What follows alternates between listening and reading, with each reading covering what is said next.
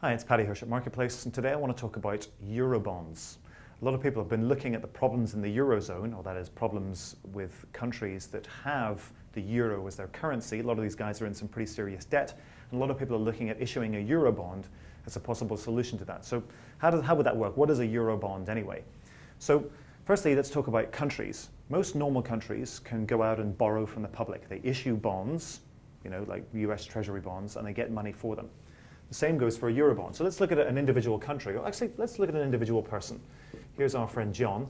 And whenever John wants to borrow money, he goes to the bank, okay? And the bank lends him, I don't know, $100,000, say, or say $20,000 for his school loans.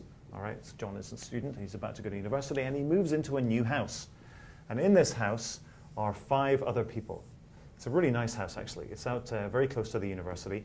And it's got 5 big bedrooms, it's got a nice kitchen, it's got a yard, it's got a washer dryer. Like I say, it's close to the university, so it's really, really ideal. And he's sharing it with 5 other people. And initially, all the 5 other people get on pretty well together. We've got a couple of people who are, here's Sue, a couple of people are fairly kind of, untidy, so they can be a little bit of an issue every now and again. Some people are a little kind of, they like to carouse a little bit, maybe come in late at night. That can sometimes be a little bit of a problem. But generally, these students get on very well with each other. And here's our last student, her name is Peg. And these guys tend to get on pretty well. But one day, they're all sitting down to dinner, and Sam and Peg say, guys, we've got a bit of bad news. We're not going to be able to make the rent. Now, John and Sue and Tim are kind of worried about this because if you can't make the rent, you're going to get kicked out the house. It's halfway through the year, you're not going to be able to get any replacements in. This is actually a really big problem for them.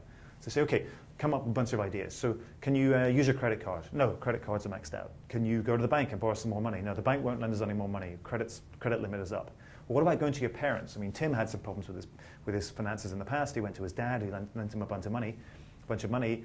Can you go to your parents? No, we've been borrowing from our family and we haven't paid them back. They're not going to lend us any more money. We're definitely going to run out.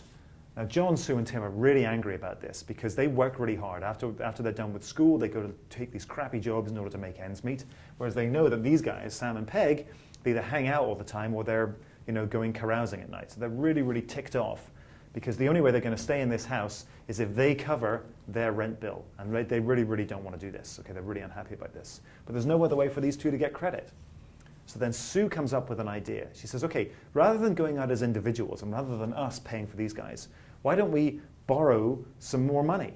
But instead of borrowing as individuals, we'll borrow as like a group. So we'll go out as a house. So we'll go out to each of our parents and say, look, we need $10,000. Can you guys lend us each $2,000, each parent, or each set of parents, and we as a house will pay you back, rather than we as individuals. We as a house will pay you back. That way we'll be able to cover these guys' debt. They can then go back to work. They can cut down their expenses, and then when it comes to pay back this money, they'll have enough money to pay them back. Now these guys love this. Sam and Peg think this is a great idea. This solves all of their problems. They kind of kick the can down the road a little bit, no worries. Sue likes it because she wants to stay in the house at whatever cost. Tim has had some problems with debt before, so he understands the situation that they're in, and he's kind of on board. John is not happy at all, okay, because John knows Sam and Peg, or thinks he does, and he doesn't believe that they're going to make the requisite cuts to their lifestyle. He doesn't believe that they're going to, get jobs and do the amount of work that they're going to need in order to pay this money back. He believes that comes the time, he's going to be on the hook for the money, and he's going to be paying them back, along with paying the parents back, along with Sue and Tim. And that's the situation that we have in Europe right now. We have people, because there are some countries that aren't able to pay their debts, even pay the interest on their debts. You have people within the Union, with the European Union, within the Eurozone saying, hey, why don't we all club together and issue a bond as a Eurozone, as a group of countries? Now, there are some countries that don't like the sound of this at all. Obviously, some countries love it because, it's, like I say, it's kicking the can down the road from them. But there are other countries that say, no way. We've been the big earners, we've been careful, we've been safe with our money, and we do not want to see a situation where we get hung on the hook because these guys won't pay us back.